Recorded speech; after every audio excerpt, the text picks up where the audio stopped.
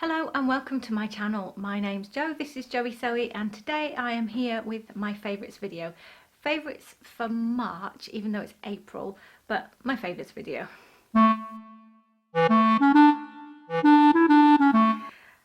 So I hope you are well, I hope you are safe, and I hope that everyone that you love is well and safe as well. I do this favourites video every month. A lot of you will probably have seen it before. I do say different things each month, hopefully. And today it's all about the things that I have had that have been favourite in March. The first thing I need to say is my absolute favourite thing for March is you. I often say it, but it's true. So one of the videos that I put out in March was about asking for your support in two main ways. One was to fill out a survey, and there is a giveaway with that survey. So if you haven't already seen that video, I will link it on a card. I will link it in the description in the show notes. So it's a survey about what I should think about developing in the future to go alongside my channel. And if you fill out that survey and give me your views, then you can win a sewing pattern or a little fabric bird that I have made. In fact, I haven't made it because I will make it to your specifications. So when you've finished watching this video, you can hop along there and you can enter for a chance of the giveaway. It's going to be open for one more week. So this is the 3rd of April, so that makes it the 10th of April. You'll still be able to fill in the survey, I need a deadline for the giveaway. So one more week for that until the 10th of April. The second way was that I have opened a Cofee account, which is a little bit like Patreon, if you know Patreon. It is a way you can support creators or artists that you enjoy and give a small amount. The idea is that you're buying them a coffee or a cup of tea or that kind of equivalent. So you can, if you would like to support my channel, you can go along there and you can give as little as £1 or as much as you like. And lots of you have already done that, and I am so grateful. I was really nervous because I'm very English about money. I'm not great about, but I couldn't be more happy with how generous people have been, and I hope that people continue to be generous because it really means a lot to me. Also, if you were watching my videos last month, this replaces the other experiment I was doing of wondering whether I should have adverts in the middle of my videos. So I tried that out. It really makes no discernible difference to revenue. So I judged that there was really no point in interrupting the flow of the video, the flow of my connection with you, to add extra adverts that weren't doing anything other than giving YouTube more advertising, but no extra revenue for me, because that's the only point for me to put adverts at the beginning and the end of my video, which I will continue to do, but there won't be any adverts in the middle because I don't feel it works for my channel. Other people make different choices, totally fine with that, but it's not my choice to do it. So moving on to the favourites video, other than your good selves, who are my favourite of favourites always. I do the same categories each month. Sometimes I am more sewing heavy and sometimes I am not, and we'll just see how that works out today.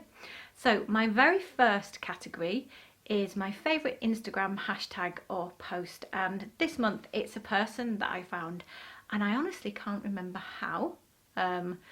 Don't know whether she popped up in my feed or whether I was searching for something, but the name of the account is Sarah Neitzel. I hope I haven't murdered that name. Of course, I'll put it along the bottom. And she's an artist, and she, on her Instagram feed, she hasn't got millions and millions of pictures, but she was playing around with fabric stenciling and stamping and surface design and that kind of thing, and I just really loved her aesthetic. So I thought I would share her account with you and you can go along and see what you think. But yeah, I just love the simplicity of it, but I also love how chic and stylish it is. Yeah, so I enjoyed the post that I saw on her account. My favourite YouTube video or watch generally, so I have something off BBC iPlayer, which is probably only available for use in the UK. So I also have something from YouTube, which will be available if you're watching this because you're watching it on YouTube.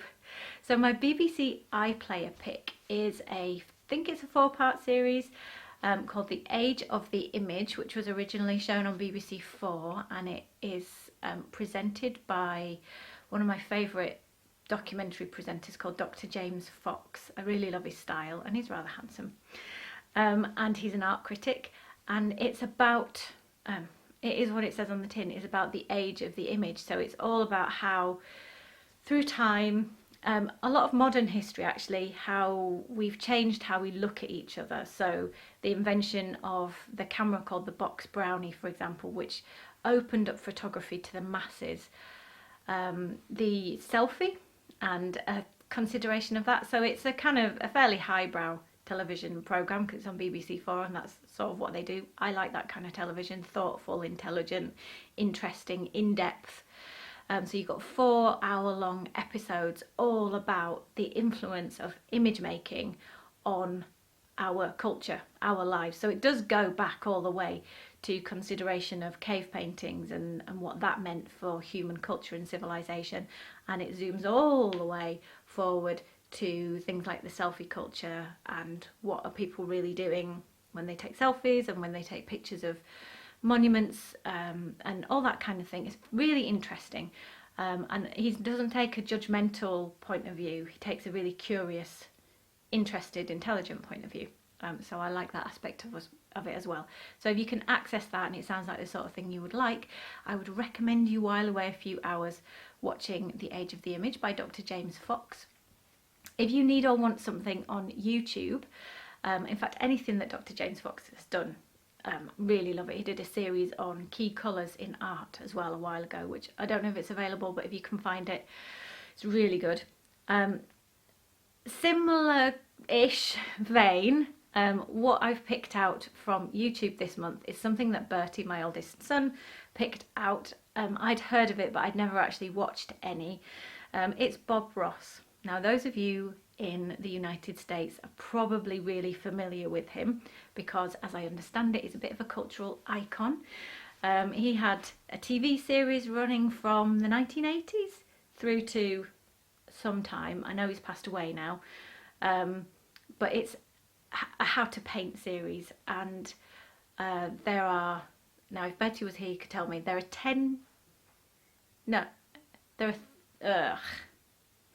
are a lot of episodes. I think we counted up that there are 300 episodes. There are a lot of episodes, half an hour each generally, and he does a painting in each episode and he talks about how to do it and how he's doing it, and it's really accessible, and he's got such a comforting way of talking, he's got such a supportive way of describing things, so I love that about it. You look at what he's doing, and it's a style particularly of its time, fair enough, although interesting. But the techniques he's doing give amazing results, and so the picture's really impressive at the end, to a non-artist like me anyway, but at the same time all the way through you think, well, I could do that, and yeah, I could do that, so maybe if I do all those things in order I might end up with something like that.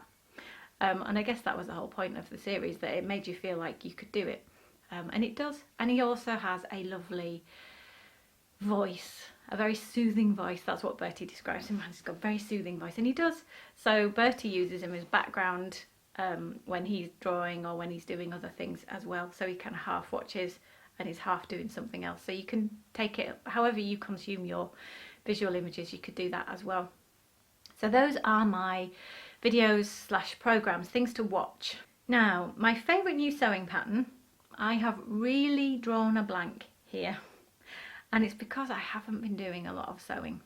So I thought I would just throw it out to you and you can tell me what your favourite sewing pattern has been. I always really enjoy the comments, and if you don't usually read the comments to videos, the comments to my videos, I find the contribution that you all make and the comments and the points of view really interesting.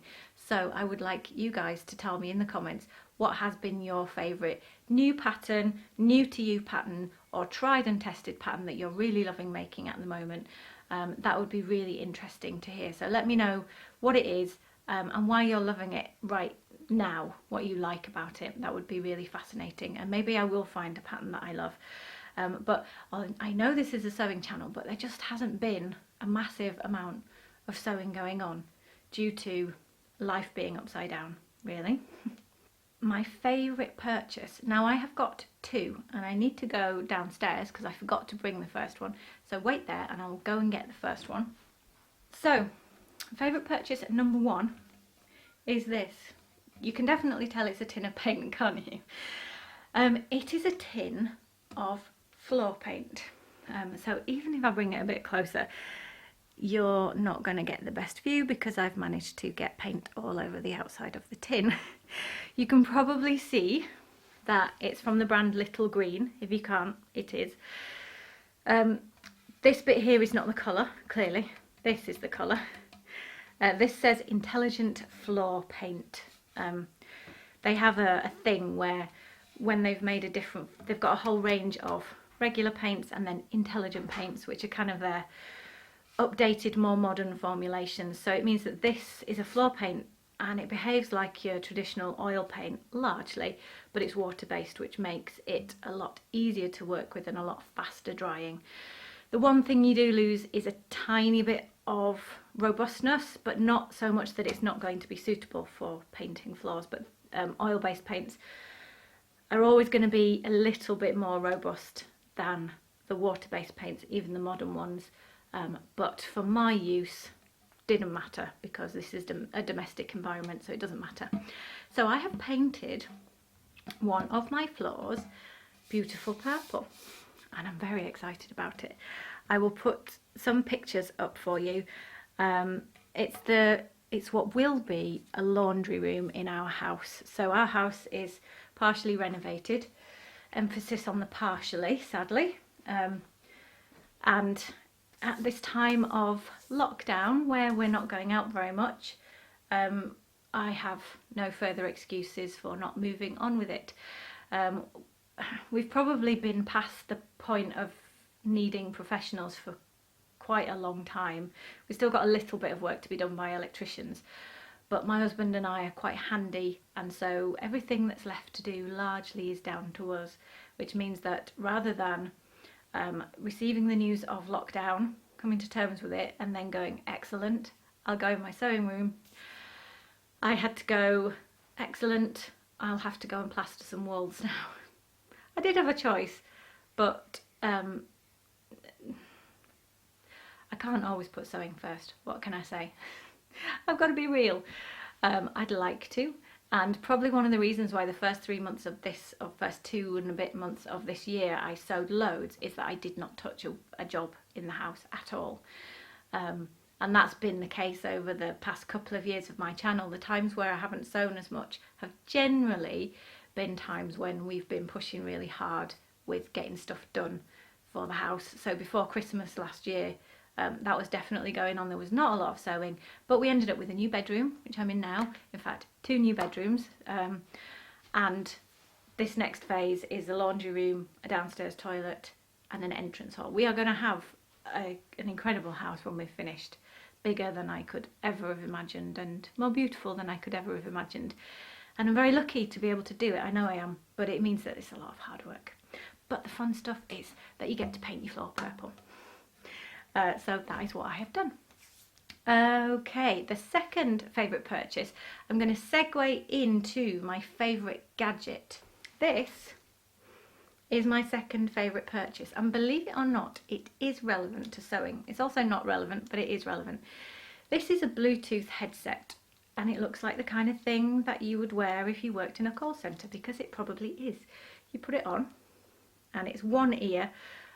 You can get 2-eared versions, but I chose the 1-ear version because I found it more comfortable, and it means you're not completely closed off from the environment. It has a microphone that comes around. It's not attached to the video, so this is not going to have made any difference to your sound, but it has a microphone that comes around really close to your mouth. Now, initially I bought this for work. So at the start of March, before everything was shut down, but when I could kind of see what was coming, my paid work, some of it, I have 2 strands. I'm a yoga teacher and I'm a psychotherapist. So the therapy, it became quite clear quite early on that was going to come a point not too far in the distant future where I wouldn't be able to see people face to face. We're there now. But way back in, I think it's about the 5th of March, I thought I don't want to work on the telephone and always have to hold a phone to my ear. It's not comfortable, and it's also not great for expression, and lots of nuanced therapy reasons why you want to be able to talk naturally. So I bought a headset. It's a Bluetooth headset, so it communicates with my phone, It means I can talk more freely, and it does really help if you have to talk for prolonged periods on the phone. So it's great for work, but for sewing, how does that work? Well, how about if you want to have a chat with someone, either on a video call or just on the telephone whilst you're sewing? It would be really nice not to have to hold the phone, and also not to have to be on speakerphone, because the sound pickup on that for most phones is not ideal all the time, and this really works. So I got mine from Amazon, and I'll give you a link to this particular one. The brand is called Empow, and I've found this really easy to use. The battery life is really good. It comes with a little charging point, so you just sit it down and there's a contact point here, and whenever you're not using it, it charges. You can see this moves it up and out of the way if you want it to. You can mute it just like you can mute a normal phone if you want to sneeze or shout at someone in your house and not have it go down the phone, any of that stuff.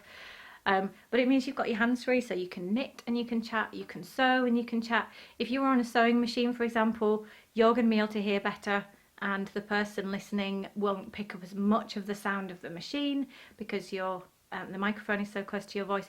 So it makes all of that stuff much easier to manage, and all of us are talking on the phone a lot more often as a general rule at the moment. And so I think some others of you might actually find that this is really useful. So I'm really pleased with myself that I thought ahead to get a headset, because it's made a big difference to how comfortable it is to do all the talking that we need to do at the moment. Right, I can't believe we're already at the last category, but we are.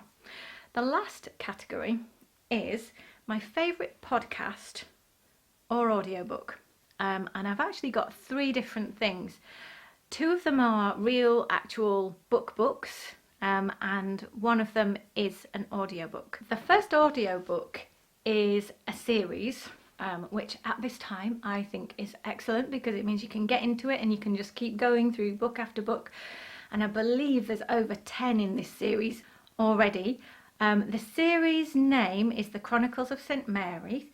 The author is called Jodie Taylor. And the first book, if I check myself, is called Just One Damn Thing After Another, which is a reference to a famous quote about what history is. History is just one damn thing after another.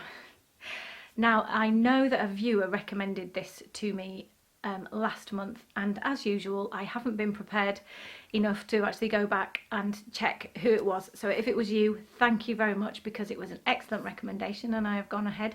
I've listened to the first book and I'm on the second book now. It's a time traveling story about historians and about history. So it sneaks in there quite a lot of historical fact, and I'm not really hot on historical facts, so I'm enjoying that I am learning by accident all sorts of different bits and pieces about all manner of historical periods, because they jump all over the place. That's part of the thing. But also it's got really good action sequences, so it's kind of an action adventure magical time traveling history book. That's simple, isn't it? The person who mentioned it because I really love the Rivers of London series, which is a magical realism series, crime detective story. This is similar. The protagonist, the main character in this, is a woman, which is quite refreshing, and I like that point of view. It's 95% of it is suitable for most ages, but now and then it gets very dark and very violent, and I wouldn't be happy with, certainly my youngest child, going anywhere near some of the content. So it's not necessarily suitable for a whole family listen, unfortunately. There's a few places in the Rivers of London book as well where now and then it just gets very adult, mostly in the violence. Not for long. I don't have a good stomach for that kind of thing, and so it isn't so much that makes me go, I really don't want to read this. But it's short, sharp, necessary for the plot, not gratuitous, but really quite heavy stuff. So it's not a family listen, sadly, but it is a good listen. And as I say, there's about 10 books in the series, and I'm planning to slowly work my way through them because I'm really enjoying them. Now, the other 2 books, the book books, I'm not clear whether they are available as audiobooks, but they are available as real actual books. The first one is a young adult book, which is called The Way Past Winter. It's by an author who is English, but I might not pronounce this correctly. It's Kieran Millwood Hargrave, so I know I've got the Millwood Hargrave right. She's a female writer, but Kieran I know as a male name, so that's why I think I may not be pronouncing it correctly. This is really charming. It is a story of, again, it's magical realism, but it's the kind of forest spirit, nature stories, kind of magical realism. Written totally suitable for any age group. You could read this out to a 5-year-old and they would really enjoy the pace and magic of the story, but also a teenager would enjoy reading it independently, and I enjoyed reading it. It's got some really beautiful descriptions of forests, of weather, of climatic conditions, of movement, of animals. The way it's written is very beautiful, and I just loved it. I read it in a couple of days, and I would strongly recommend it if you want a family read, or if you like young adult fiction as an adult. I'd recommend this for any age. I'm going to be reading it to my youngest, who's 9, if he won't read it for himself. Maybe a bit of both, and I'm definitely going to be giving it to Bertie, who is 12, and I think we'll all love it. So that is book number 1. Book number 2, I'm going to read you a little bit from this, but this is called A Short Philosophy of Birds. You may have heard of this. It's been quite a famous book recently. Kind of book that gets put on the tables in a bookshelf, in a bookshop even.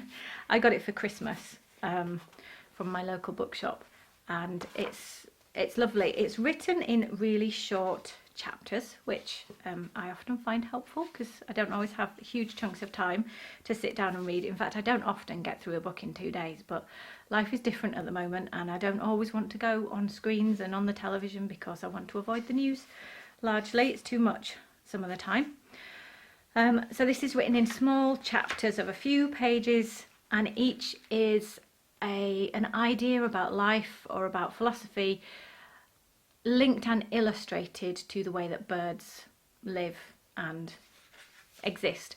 And I'm going to read you the first chapter, which is only 3 pages long, to demonstrate that. And because it's just lovely, and I felt when I read it, I felt it was so relevant to now, that I really wanted to share it with you. So if you don't like being read to, that's the end of the video. Thank you very much. But if you want to stick around for another couple of minutes, I'm going to read this to you, and I hope you will enjoy it. So the book itself is A Philosophy of Birds. It's written by 2 French writers, Philippe J. Dubois and Elise Rousseau. I know they are French and not French English, although obviously I'm not reading it in French. Maybe that's not obvious. I'm not reading it in French. I think it's written in English as the first language.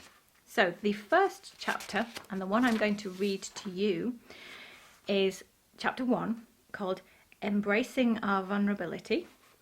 And the subtitle of that is The Eclipse of the Duck. And there is the picture that goes with the first chapter. The illustrations are really charming in this. I like the illustrative style as well. The lives of birds, much like our own lives, are shaped by all sorts of events that are like little deaths and rebirths. Molting is one example. Shedding old feathers in order to acquire newer, more beautiful ones is a yearly process of loss and renewal, and it can be difficult. Although we may lose some hair here and there, humans don't experience these regular molting phases. Nevertheless, there are times when we too must molt or transform.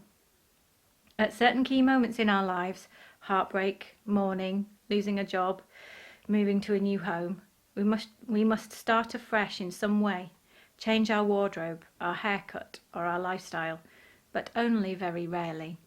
This was written before the current climate, but I just feel it's so relevant. If we are to be reborn successfully, we need to understand how to let something die within us. This is what the bird does when it trades in its own old plumage for new feathers gleaming with health. For the bird, this is vital. It can't fly if its plumage isn't in perfect condition. And although it may be less obvious, the same is true for us. If we can't detach ourselves from the past, we can't move forward. For birds, the molting period is a time of vulnerability. Some molting birds are temporarily unable to fly, as is the case for certain species of duck. They are said to be in a state of eclipse plumage, a lovely phrase used to describe a liminality that occurs while the bird waits for the essential feathers that it has shed to regrow. The bird knows it is vulnerable and keeps a low profile, not engaging in any important activities during this time. It is patient. It waits for the renewal to occur so that it can regain all its former strength and beauty. We should do the same sometimes. In a society that constantly pushes us to perform, we no longer know how to eclipse ourselves when we feel vulnerable, taking the time we need to re-energize and to gather our strength. When we're bereaved, we're told that life goes on. After a heartbreak, we're told there are plenty more fish in the sea. Or after a pet dies, well, it was only an animal. Life tries to push us forwards as though we don't have every right to retreat into ourselves and be sad, mourning the fact that after a bereavement life isn't the same, or that a beloved animal will never come back. Life will bring other joys, other meetings, it's true, but why not accept the depth of our loss? In our modern human lives, we are rarely afforded the time necessary to recover from our sadness, to nurse our wounds, and to perform the necessary transformation before we re-emerge into the world. Should we be surprised then that we no longer know how to fly, having had our wings clipped so often? Not to mention the number of times we've clipped our wings ourselves. Let's allow ourselves the time to molt. Let's put on our eclipse plumage for these important dormant periods of our lives. We will emerge stronger and more beautiful than ever before, and light as feathers.